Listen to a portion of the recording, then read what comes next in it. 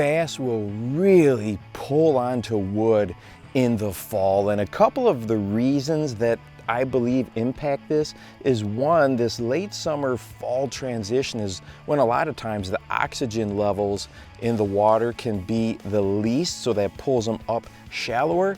And then also, if you have a lake or river system that has vegetation, this is also the time of year when it starts to recede, and when that transition happens, boom, it can pull those fish to something hard, wood being one of them. Well, there is definitely an art to fishing wood, to maximize it, to get the most out of it, and to have a day from maybe where you're catching one fish on a piece of wood to multiple.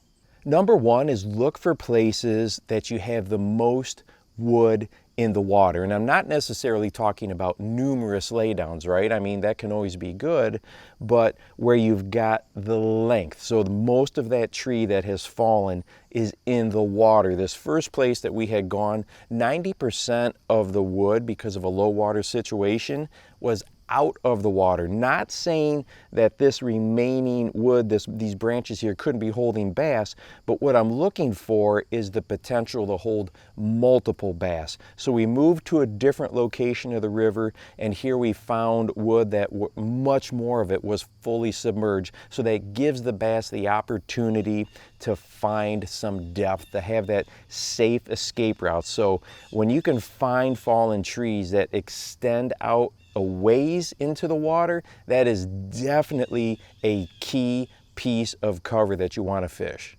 Number two, and this one is so important, and I know we have all been guilty of this, and that is approaching that wood under control. We may come into it, too fast, let our boat drift up in there, and what I see so many times is not facing the boat into the current or into the wind. When we let that current or wind push us, boom, we go right by it. It impacts the accuracy of our cast, it impacts the number of casts we can make, and it can also push us right into the cover, which causes all kinds of problems and alerts the bass to our presence. So always take that time to swing around and face into the wind, face into the current, and come up to it under control. Is going to exponentially increase your odds of not only catching bass, but catching multiple bass off that same piece of cover.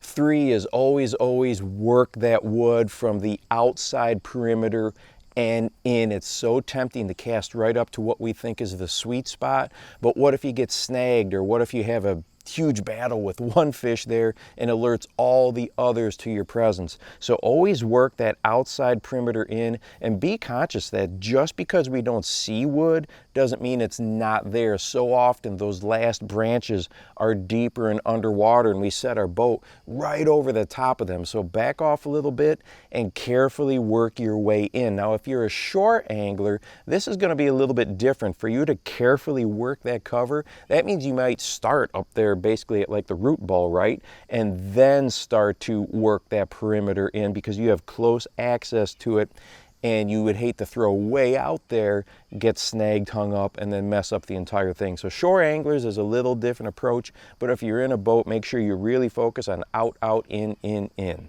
And number four is really be aware, especially in the fall, that the bass could be hanging high in the water column. Think about those moments where you throw a lure out there and they hit it immediately. Well, if those oxygen levels truly are depleted or less than they were earlier in the year, that is going to push them really shallow. So make sure that you have lures available that can cover that very, very top part of the water column. Myself, I love to use a spinner bait, especially if I've got a little bit of wind or current pushing through there.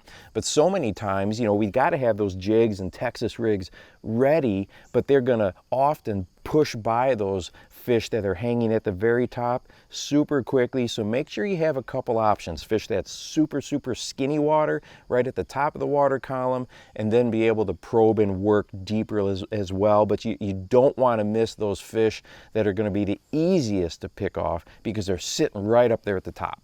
And hey, if you would like to watch a video that talks about if you can fish like this in the fall, if you can do this, I can almost guarantee that you're going to have some success. Go ahead and check this one out right here. And make sure that you go out and encourage someone today. You never know how you might just change their life. For the Bass Fishing Life, I'm your host, Steve Rogers.